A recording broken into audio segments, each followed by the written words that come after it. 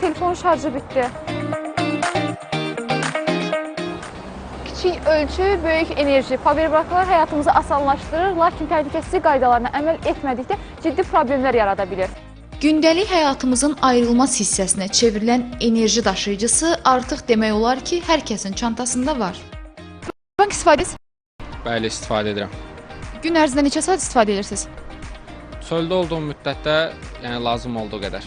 Bəli, ara-sıra ehtiyac olduqda powerbank istifadə edirəm. Telefon, planşet və digər cihazların enerjisi bitdikdə ilk əl atdığımız vasitə məhz bu kiçik enerji mənbəyidir. Powerbankların əsas bir-birindən ayrılan xüsusiyyətləri onların simsiz enerji dəstəkləməsidir ki, bu yeni texnologiya vasitəsilə artıq simə, kabelə ehtiyac olmur. Birbaşa olaraq telefonun arxasına yapışdıraraq enerji yığımını dəstəkləyən modellərimiz mövcuddur. Powerbank alarkən onun tutumuna, sertifikatına və qoruyucu sistemlərinin olub-olmamasına diqqət etmək vacibdir. Powerbankların müxtəlif növləri var. Maraqlı növlərdən biri də budur ki, həm şarj etməklə yanaşı əyləncə də var.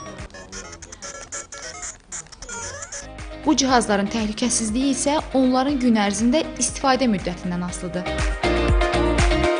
Düzgün istifadə edilmədikdə müəyyən risklər yarada bilər. Powerbank istifadə edərkən biz mütləq şəkildə onu enerjidə çox saxlamalı deyilik. İstifadə edərkən biz maksimum dərəcədə isti yerlərdən uzaq saxlamalıyıq və metal əşyaların yanına qoymamalıyıq. Gün ərzində powerbankların istifadə limiti yoxdur. Bütün bunlara əməl etsək, bu şarj alətlərinin ömrü də uzun olar. Səma Pənahova, Zaur Haşimov, Telesəhər.